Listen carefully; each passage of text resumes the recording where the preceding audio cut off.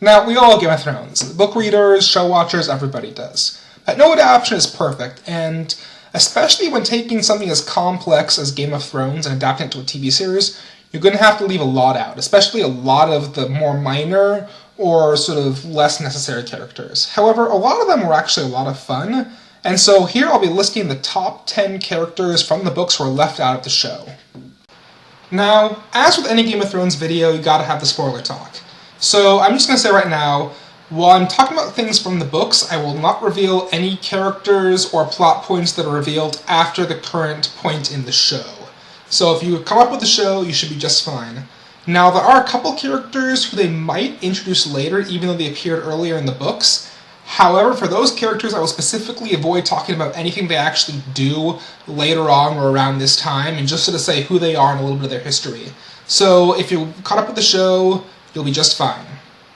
So with that out of the way, let's start with number 10. Sybil Spicer.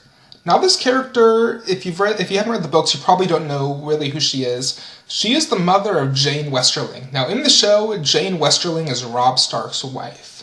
And she is actually the daughter of a Lannister bannerman who Robb meets while he's in the West. And long story short, they sleep with each other, and Robb decides to marry her afterwards. Now, what makes Sybil so interesting is because she realizes very early on that Tywin is going to win the war.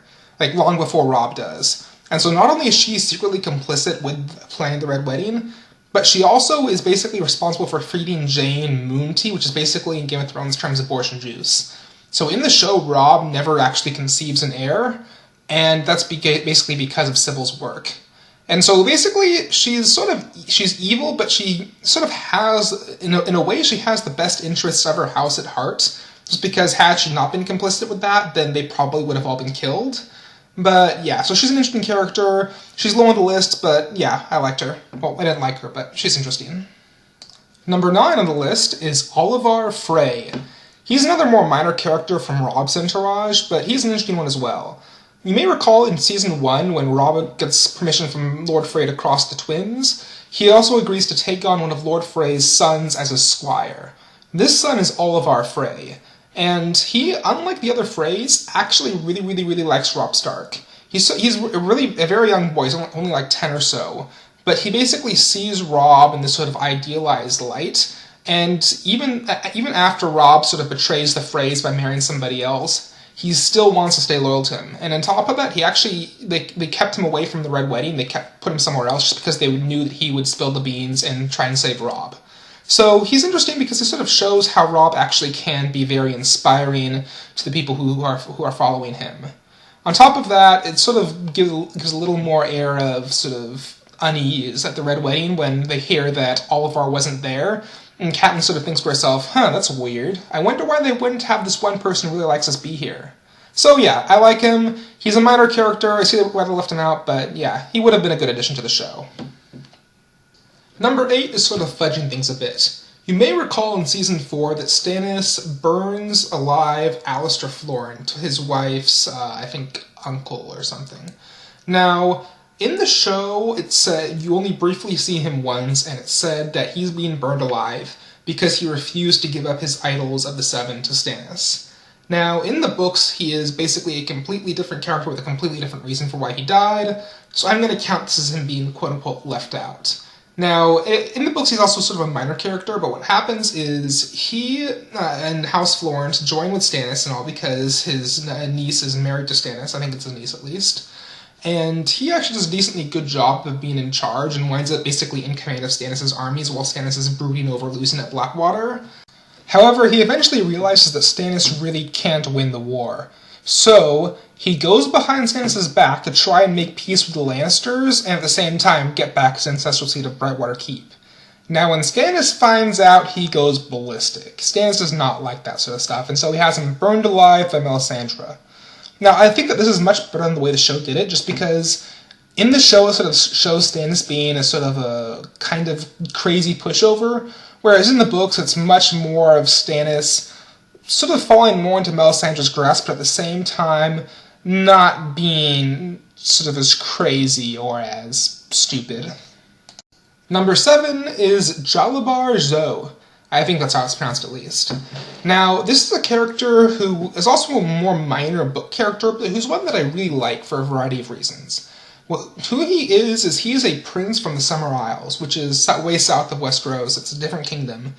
And he was somehow usurped, it's unclear how, and he fled to Westeros seeking amnesty and actually hoping that he could get help from Westeros to reconquer his kingdom. And really, he's sort of a tragic character just because they keep him around at court because they don't really want to get rid of him, because they sort of hope that one day they might be able to maybe kind of conquer the kingdoms and all. Or at least Robert sort of imagined that. Though Cersei claims he just wanted to basically have sex with sexy ladies from down there. But really, Jalbar is a lot like Viserys and Daenerys, in that he lost his kingdom. He's really a nobody now, but since he technically was a king and sort of has a claim to the throne, people sort of they treat him okay. He's a bigger king. And he's the way that he is sort of stuck at court and keeps trying to convince people to help him reconquer his homeland and keeps failing is just kind of sad, and yeah, it's really tragic. So yeah, minor character, but he's interesting.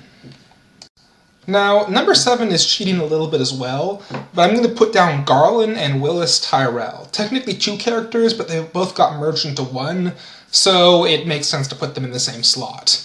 Now, in the books, there are actually 3 Tyrell boys. The oldest is Willis Tyrell, who's a cripple, and he stays at Highgarden the whole time. We've never met him. Second oldest is Garland Tyrell. He's a renowned warrior who we see a couple times. And then finally there's Loras Tyrell, the guy from the show, and he's a renowned knight, and he's the guy we see the most. Now, in the show, they decided that none of these guys is distinct enough. They deserve their own separate ones. So they sort of merged them all into Loras, just because he is the most visible of them. But at the same time, I still really, really liked all 3 of them. And just because they have their own interesting personality traits. For example, Willis is sort of the smart one. He's the reasonable one. Whereas with Garland, he's actually one of the few people who actually treats Tyrion nicely and is actually kind to him. And so, etc., etc. They're interesting characters. They're fun to have around. And so, yeah, I sort of wish they were in the show. But, yeah. What can you do? So now we're getting into the characters that I really think should have definitely been included in the show. And we'll kick that off with number 5, Patchface. Now, if you've read the books, you'll know who Patchface is. He is the jester for Stannis. Now, basically, when Stannis' parents and Robert's parents drowned in a shipwreck, Patchface was coming with them, and he almost drowned as well, but eventually got fished out of the water and survived. But he sort of went cuckoo, and so he's kind of crazy, and he's always sort of making these weird, crazy rhymes and dancing around and sort of being a weirdo. But if you read his rhymes a little bit closer, well, listen to this. So he says this before the Red Wedding, when he's just sort of dancing around and doing his thing. Fool's blood, king's blood, blood on the maiden's thigh, but chains for the guests and chains for the bridegroom, I. Now, for those of you who haven't read the books, in the books at the Red Wedding, the person who Catelyn kills at the end is actually Jingle Bell, the court jester / Walder Frey's son, as opposed to his wife. So, yeah, Patchface kind of sort of predicted the Red Wedding. Like, a lot. There's a couple other things that he predicts as well, and it's sort of nobody notices it, nobody really catches on that Patchface is actually may or may not be making prophecies, but it's sort of awesome to imagine that he actually might be able to sort of see this stuff. Or it could be coincidence as well, but who knows. But still, he's sort of fun to have around, he's sort of interesting to sort of see what's up with him. So yeah, he's interesting. They wanted to include him in the show apparently, but they decided to come out the last second because they didn't want to overload the new characters. But yeah, I wish they would have included him. Number 4 is also sort of a multi-character thing, but I think this one sort of counts because they're more of an entity. It's the Undying. Now, the show really sort of butchers Daenerys' Korth arc quite a bit. And it sort of makes sense. In the books, it's kind of weird and doesn't make us all that much sense either. But one of the best scenes in the entire book series is easily the House of the Undying, which they completely changed. Now, in the books, what happens is Daenerys has to run through this house, and the head of the Warlocks, or whatever, the guy who in the books is evil and kidnaps her dragons, that doesn't happen. Instead, he says, go talk to the Undying. The trick to get to them is go into the House of the Undying and always turn right. Like, whenever you see doors, turn right. So she does that, and while she's running through, she keeps seeing these, like, brief visions and prophecies in the rooms on the left that she runs past. And you don't really notice them in the books, but, like, when you go back and reread it, it's like, oh, she sees a feast, and everyone is dead, and on the throne is a king with a wolf's head and 3 arrows in him. What could that be? Stuff like that, and there's other things as well that are sort of not yet have happened or that happened in the past that sort of really heavily imply things that may or may not happen in the books.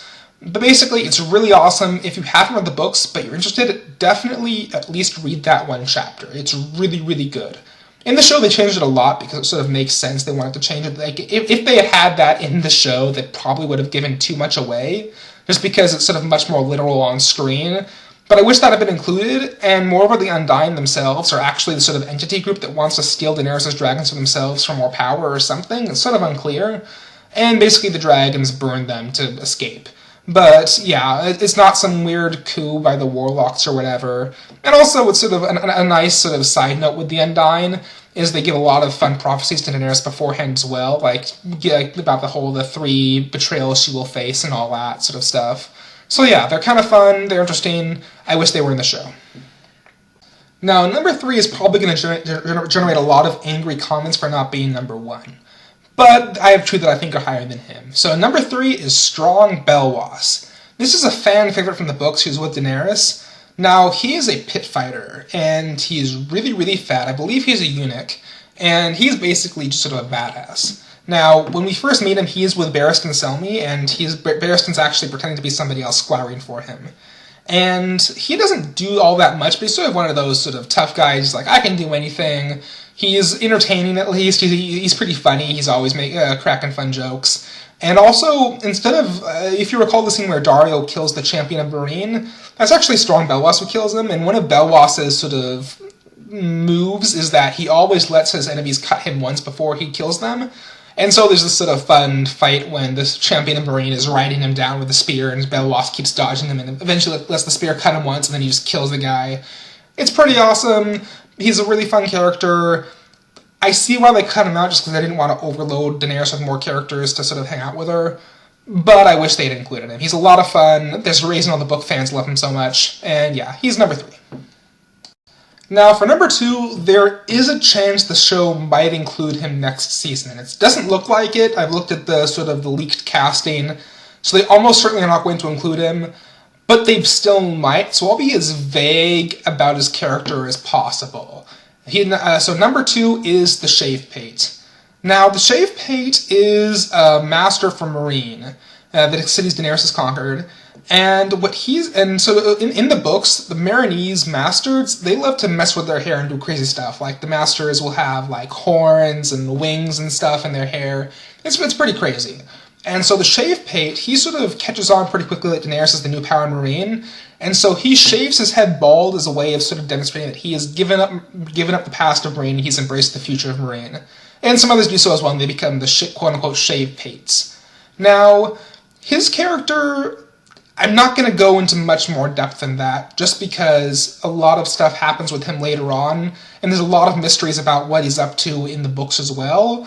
But let's just say he's very interesting, and it sort of shows that Meereen is a lot more complex and deep than a lot of the readers, or for that matter, a lot of the characters sort of realize. There's a lot going on there, and the Shavepate is right in the middle of it. And he's a very interesting character in the books, and I really hope they include him next season in the show. And finally, for my number 1 character, I shall introduce him with his number 1 quote. "Kingslayer, you are my prisoner." Yes, it is Vargo Hoat. Now, Vargo Hoat is a sellsword captain who's the leader of the quote-unquote brave companions. They're better known, however, as the Bloody Mummers. And they are assholes. Tywin Lannister hires them for the War of the Five Kings to fight against Robb Stark, and they are known for raping and pillaging and whatnot. Now, in the show, he was replaced by Locke and all that, but in the books, he's Vargo Hoat. And he's interesting for a variety of reasons. First off, what happens is he realizes that Tywin Lannister keeps losing battles and Robb keeps winning battles. And so when the time comes and Arya does her stuff at Harrenhal to mess with the Lannisters, Vargo Hoat and the Brave Companions switch sides and join with the Starks. Now, the thing with Vargo, though, is he's a lot smarter than everyone gives him credit for. He has a really bad lisp, and he looks ugly and weird, and so nobody really takes him seriously. But he's actually he's relatively clever. In fact, he actually catches on relatively quickly that Lord Bolton and Tywin are actually in cahoots with one another. Now, he realizes that if the Lannisters win the war, he's gonna die. He betrayed the Lannisters, and while they're gonna give clemency to a lot of lords and whatnot who are powerful and have families and positions that he wants to ensure, people like Vargo Hoat are not going to get pardoned. And so he decides his only option is to make sure that the Starks win the war.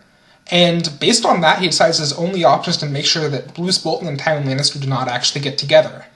And so, when he happens to come across Jaime Lannister, he decides, okay, I am currently under the command of Roose Bolton. If I chop off Tywin Lannister's son's hand, that will drive a wedge between them and make it so that they cannot possibly keep plotting together, and therefore prevent the Red Wedding and save the Starks. Now recall, this guy is a complete asshole. He is raping and murdering people left and right, but he's clever enough to realize that his only possible option is to stop the Bolton-Lannister alliance. Now, he fails, and partially because Roose Bolton is able to sort of make sure that Tywin Lannister knows that he had no part of it, and he lets Jaime go. But basically, Vargo Hoat, he's a very interesting character, and it gives a lot more depth to why Jaime lost his hands, as opposed to just sort of the dude just felt like chopping it off for no reason. So yeah, in the books he dies relatively soon after that. He never goes up north to kidnap Bran or whatever. But yeah, he's an interesting character. He's a lot smarter than people give him credit for. He is my #1 pick for the best Game of Thrones character who was left out of the show. So that's it for my top 10 characters that were left out of the show. If there's any others, you can leave comments below. And please don't spoil anything, especially that one. Yes, book readers, I know I'm talking about that one. They're probably going to show up next season, so don't friggin' spoil it for people, okay? Seriously.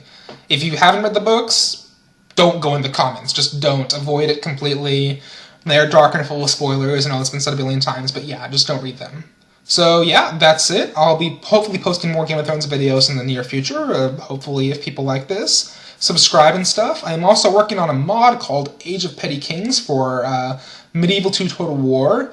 You can check out a link in the description as well. It should be pretty fun. And yeah, that's about it.